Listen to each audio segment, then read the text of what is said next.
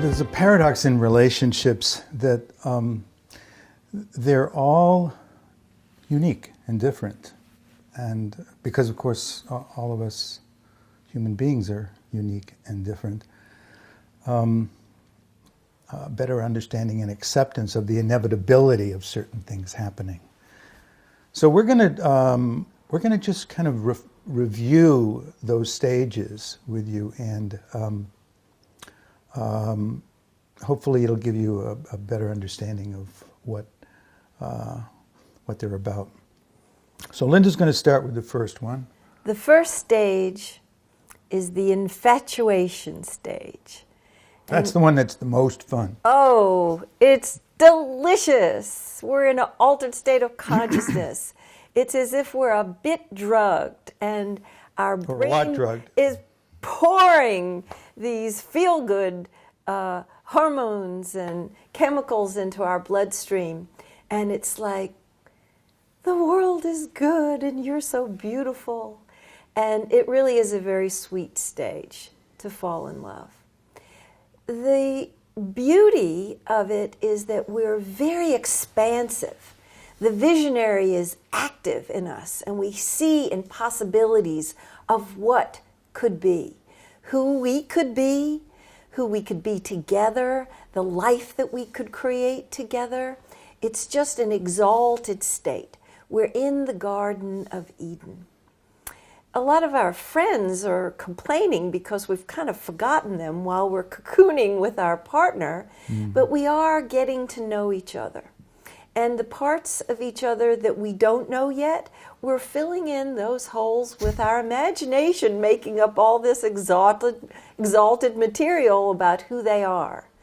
But the time always comes, whether it's weeks, months, some people even get a year or more out of the infatuation stage, where we must leave the Garden of Eden.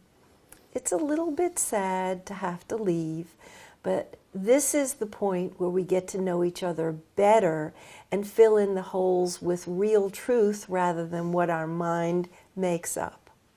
So the next stage is called disillusionment. And disillusion isn't so much fun because we get to dissolve our illusions. In other words, we get to find out who we're really with, which sometimes is really good news. I mean, sometimes we get to find out that they are not only who we hoped they would be, but they're even more than that. But often what we find out is that the more isn't necessarily more desirable or more pleasurable. But we all have aspects of ourselves that generally we prefer not to trot out in the early stages of the relationship. So we're careful in that stage of infatuation to be aware of what it is that we're putting out and what it is that we're being more careful to conceal. And the disillusionment stage, like all the other stages, has certain tasks and challenges in it that we have to meet and successfully overcome and fulfill in order to move on to the next stage. So one of the things that we have to be able to develop in that stage is acceptance and compassion, because some of the things that we're going to be seeing in our partner are not exactly what we had expected or bargained for. So the challenge in this stage is to be expansive and accepting and willing to see that they are not perfect, we're not perfect, and that is just perfect. So it's a little disconcerting, or a lot disconcerting, to find ourselves in disillusionment stage. Often this is where couples lose their relationship because it's so shocking. Who they thought was the prize or the angel now can look demonic, and they quit the relationship. Sometimes the relationship has perfectly great raw materials. It just needs to be developed. But people can find it so disappointing that the person isn't who they had made them up to be that they bail. If you can hang in there during the disillusionment time and find the reality and the maturity that we're all a mixed bag and we're all flawed and that we're neither angels nor demons, we're just humans doing the best we can with what we know, and you can hang in there and see that they do have beautiful qualities and they're weak suits in addition to the strong suits, just like we have. The next stage would be the commitment stage. Okay, I can love you as is, and I'm grateful that you can love me as is. And I pledge to you to be the best that I can be, that I realize I have some weak areas. I'm willing to work on those.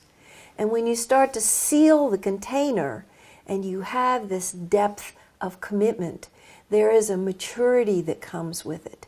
The relationship really starts to get very interesting then.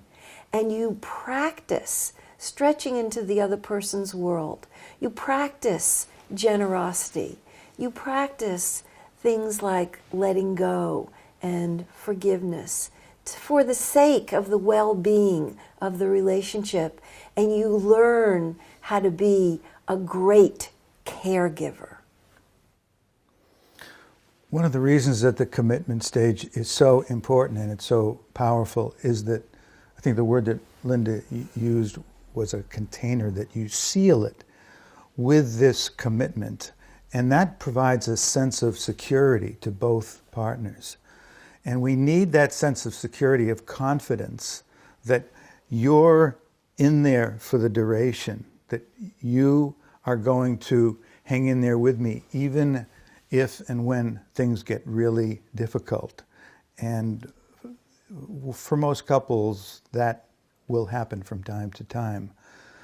Without the commitment, it's very difficult to really trust enough and deeply enough to open up what you need to express and what's necessary in order to begin to confront the differences responsibly.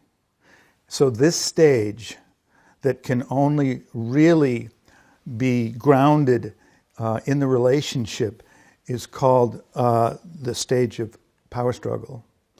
And it's where both people are really putting their efforts together to create an outcome that's going to work for both of them. Because if you win a power struggle at the other person's expense, you both lose. And when we can see that this stage also is inevitable, that we're going to go through a time where we both feel that we need things to turn out a certain way for us to be okay, then we're challenged to really to respond to that situation in a way that can allow us to have what we call conscious combat, that we can both work consciously, not just to fulfill our own desires, but to be mindful of how this other person, how our partner is responding, and whether or not we are winning the argument at their expense. Because if there's winners and losers in this stage, then you're both losing. So the skills that we have to develop in this power struggle stage, conflict, conscious conflict, have to do with trusting and being open and the willingness to be vulnerable even in the face of what we perceive as danger or threats. And when we have some success in the power struggle stage, the balance of power is more equitably distributed. People have practiced boundary setting. People have been willing to say no and take a no, and people have been willing to hear each other deeply, areas of sensitivity, areas of fear, and to respect those. That you don't have to skirt the issues or sweep them under the rug, but that you can deal with them effectively. People get to know each other more deeply in this stage. When you feel bonded well with somebody because the commitment is in place and you know that you can work out your differences, you don't have to be so joined at the hip then. There is room for the relationship to expand and for you to do what we call, when we teach, the dance of love and freedom. You can come close in the intimacy stage, and you can let go and go into your own unique areas of interest, areas of passion, friendships that maybe the other person doesn't really enjoy being with. And the individuation stage is essential for great relationships. It's not all about being close and sharing everything. It's about being able to come close, be very aligned with each other, work out differences, and then stand on your own 2 feet. Be your own unique individual, sometimes even with separate interests, separate values, and that is respected and accepted by both. One of the great challenges in a relationship is that it requires two seemingly contradictory or mutually exclusive situations to occur simultaneously. And that is, number one, the first one has to do with being able to open and receive from this person what it is that they're giving, and to honor, cherish, and nurture the relationship, which requires us to be willing to direct a major part of our attention to the well-being of this entity called a relationship. Now, at the same time, we also have to take care of ourselves, set our own boundaries, like Linda mentioned, and not lose ourselves in the relationship. Because if we do that, then we end up in what is commonly referred to as a codependent situation, where we don't really have a strong sense of who we are outside of this person. That creates an unhealthy need that will ultimately sabotage the relationship. That is not intimacy. The intimacy that comes out of individuation is very different than the kind of intimacy that's present in the infatuation stage, where we are just blinded by our projections onto this other person and really connected, not so much to them, but to our projections of who we think that they are. By the time we get to this stage, the stage of intimacy, past the stage of individuation, we really know each other and we feel loved and accepted for who we are, not for who the other person thinks we are or who we think they are. But the experience of knowing that I am known, I'm seen, and I'm still accepted creates a level of intimacy that is deeply fulfilling. And so the qualities that this stage of relationship will invite us to embrace are openness and vulnerability and deep connection to each other. For the longest time, I thought that the intimacy stage was the top of the charts. To me, that was hitting the jackpot. I was delighted to find out that I was wrong and that there's another stage that's even more evolved called the stage of co-creativity. And when you have mastery in the other stages, in commitment, in individuation, in power struggle, in the generosity of spirit that builds, in deeply knowing each other in the intimacy stage.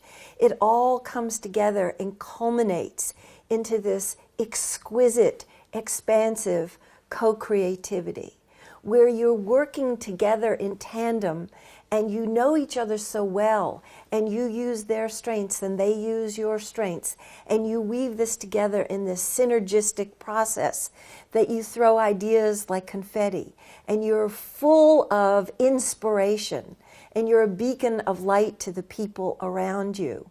Some people refer to this as the magician stage because it looks like magic. It actually isn't magic. It's just that all of the things that have gone before culminate in this ease, being in the stream of light, and having all of this to offer, the generativity, the wisdom of your years to offer to other people so that they can live in more joy without so much struggle.